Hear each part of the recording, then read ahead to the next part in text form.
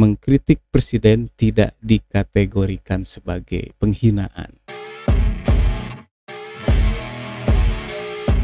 Assalamualaikum warahmatullahi wabarakatuh. Salam hangat, Rahayu Bagja Waluya. Teman-teman, apa kabar?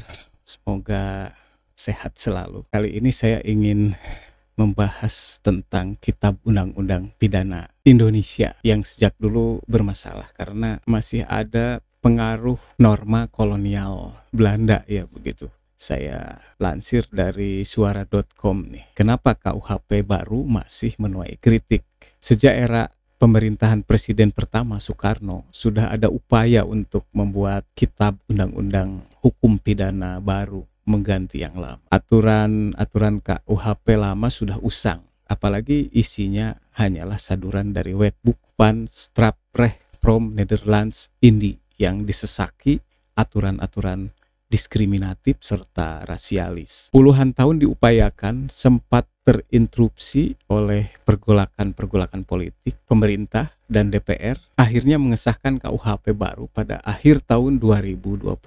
Namun, pasal-pasal dalam Kitab Undang-Undang Hukum Pidana baru itu justru menuai protes dari banyak kalangan. Sebab isinya justru masih mengakomodir perspektif kolonial Belanda. Misalnya, pasal penghinaan terhadap kepala negara justru dikukuhkan dalam KUHP baru. Sementara dalam Konstitusi Undang-Undang Dasar 1945 yang membawa spirit kebebasan, mengkritik presiden tidak dikategorikan sebagai penghinaan. Undang-Undang Dasar 1945 hanya melarang penghinaan terhadap simbol-simbol negara, yakni bendera merah putih dan lambang burung Garuda Pancasila. Tak hanya itu, terdapat pula pasal yang melarang penyebaran ajaran Marxisme, Leninisme, dan komunisme. Menurut pakar hukum tata negara Bivitri Susanti, pasal itu adalah lelucon sebab secara jelas menggambarkan watak pemerintahan kolonial yang takut terhadap ilmu-ilmu kritis. Kalangan jurnalis juga memprotes KUHP baru karena masih banyak pasal-pasal karet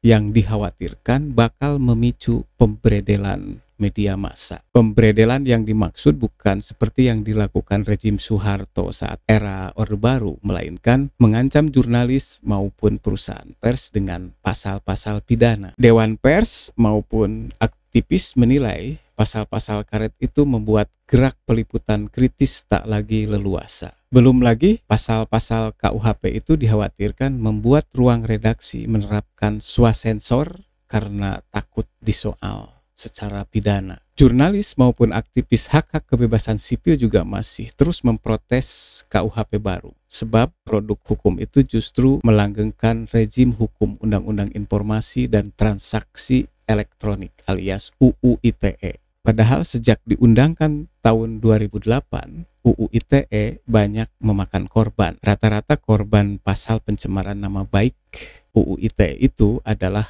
aktivis maupun warga yang kritis. DPR RI kini mempersilahkan masyarakat yang masih memprotes KUHP baru itu untuk mengajukan uji materi atau judicial review ke Mahkamah Konstitusi RI. Tapi di lain sisi, pernyataan itu justru menunjukkan para legislator mengakui masih banyak pasal-pasal karet dalam KUHP baru. Artinya ini masih pekerjaan rumah ya, dan harus terus diperjuangkan. Salam hangat, Rahayu Bagja Waluya. Assalamualaikum warahmatullahi wabarakatuh.